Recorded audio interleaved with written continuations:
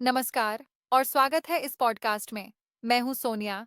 आज हम एक गंभीर और संवेदनशील विषय पर बात करने जा रहे हैं। एयर इंडिया फ्लाइट AI-171 का क्रैश, जो 12 जून 2025 को हुआ। आज की चर्चा में हमारे साथ दो खास मेहमान कॉल पर जुड़े हुए हैं, प्रिया जी और मिस्टर संजय जी, जिनका इस विषय पर गहरा अनुभव है। आपका स्वागत है और धन्यवाद हमारे साथ जुड़ने के लिए।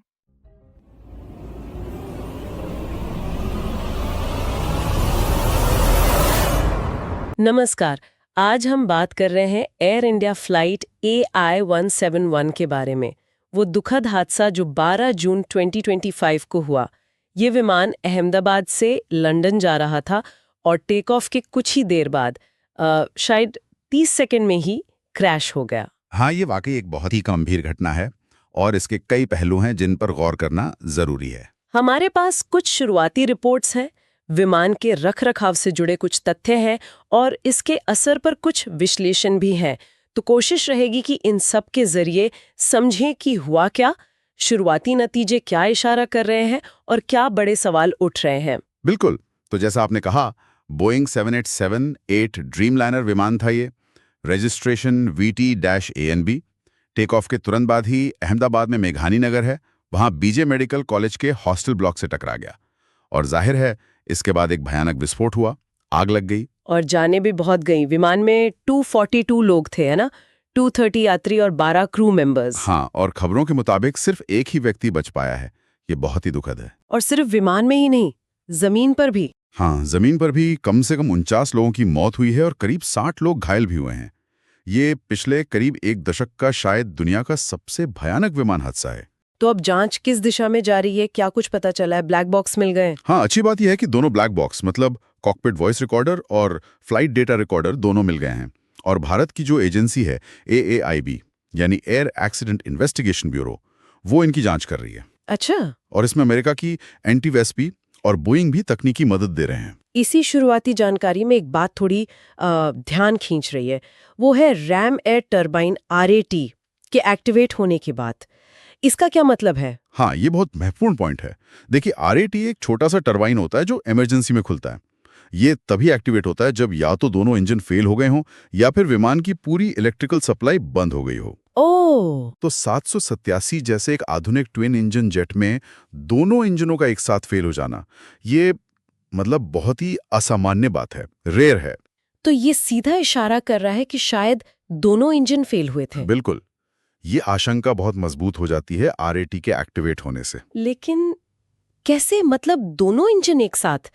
क्या वजह हो सकती है? कुछ अंदाजा लगा है जांचकर्ताओं को? अभी तक कोई पुख्ता वजह सामने नहीं आई है। टीम्स कई एंगल से देख रही हैं। क्या एक साथ इंजन बंद हुए? क्या कोई बड़ा इलेक्ट्रिकल फॉल्ट था? कहीं कोई बर्ड स्ट्राइक तो नहीं हुई? या फिर फ्यूल में कोई गड़बड़ी, मतलब कंटामिनेशन? विमान बहुत तेजी से नीचे आया, थोड़ा बाई तरफ मुड़ा और रनवे से सिर्फ 2 किलोमीटर के अंदर ही गिर गया। ये सब किसी सीरियस इमरजेंसी की तरफ ही इशारा करता है। तो CVR और FDR का डेटा बहुत अहम होगा। हाँ, उसी से पता चलेगा कि इंजन पैरामीटर्स क्या थे, कॉकपिट में क्या बातचीत हुई, क्या कोई वार्निंग्स थीं। अच्छा, जरा विमान के रखरखाव पर बात करते हैं। इसका रिकॉर्ड कैसा था? ये विमान लगभग 10 साल पुराना बताया जा रहा है। हाँ, अब करीब 10 साल पुराना।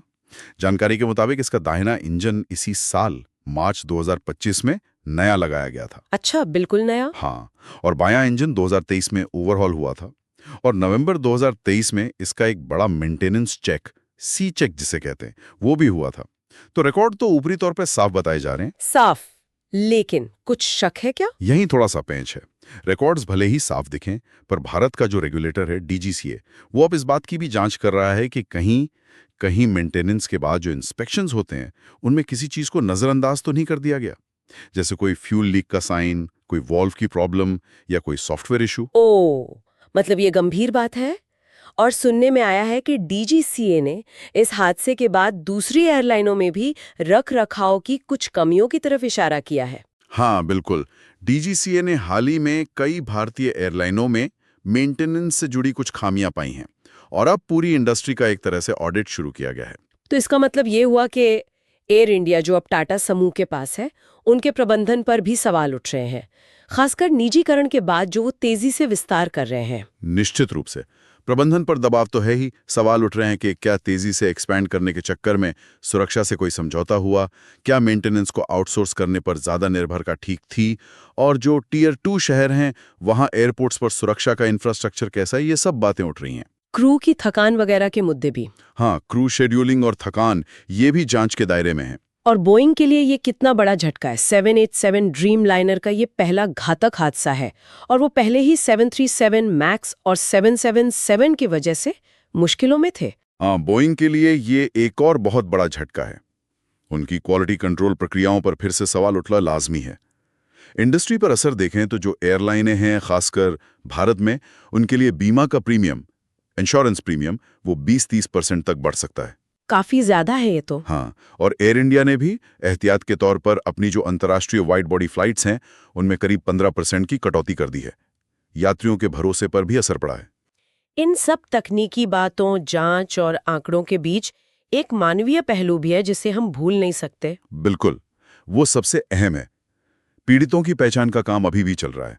डीएनए और फेशियल रिकॉग्निशन का इस्तेमाल हो रहा है। सोचिए, कई परिवार अभी भी अपने प्रियजनों की शिनाख्त का इंतजार कर रहे हैं।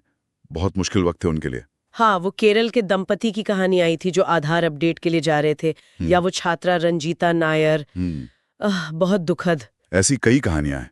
हर आंकड़ा एक जिंदगी है। तो आगे क्या? जांच की रिपोर्ट कब तक आने की उम्मीद है? देखिए, जो international civil aviation organisation ICAO के नियम हैं, उनके मुताबिक एक शुरुआती रिपोर्ट मिड जुलाई 2025 तक आ जानी चाहिए, और जो फाइनल डिटेल्ड रिपोर्ट है उसमें 6 से 12 महीने लग सकते हैं। और जांच का फोकस क्या रहेगा? मुख्य फोकस रहेगा ये डबल इंजन फेलियर की वजह क्या थी, मेंटेनेंस लॉग्स की बारीकी से जांच, क्रू ने क्या प्रोसीजर फॉलो किए, और इमरजेंसी रिस्पॉन्स कैसा था। तो संक्षेप में कहें तो ये एक भयानक त्रासदी है। इसने न सिर्फ कई जानें लीं, बल्कि बोइंग की प्रतिष्ठा पर और भारत के एविएशन सेफ्टी की निगरानी पर भी गंभीर सवाल खड़े कर दिए हैं। हाँ, ये डबल इंजन फेलियर का शक, मेंटेनेंस पर बढ़ती जांच, एयर इंडिया के ऑपरेशंस पर दबाव, ये सब अब जांच के केंद्र में रहेंगे। और जैसा आपने कहा, हर आंकड़े के पीछे का मानवीय दुख हमें याद रखना होगा। बिल्कुल, ब्लैक बॉक्स का विश्लेषण और DGCA की जांच के जो भी नतीजे निकलेंगे, वो भविष्य आपका की। बहुत बहुत धन्यवाद इस चर्चा को सुनने के लिए। अगर आपको यह जानकारी उपयोगी लगी हो, तो कृपया इसे शेयर करें, सब्सक्राइब करें, सुरक्षित रहें, और अगले एपिसोड में फिर मुलाकात होगी।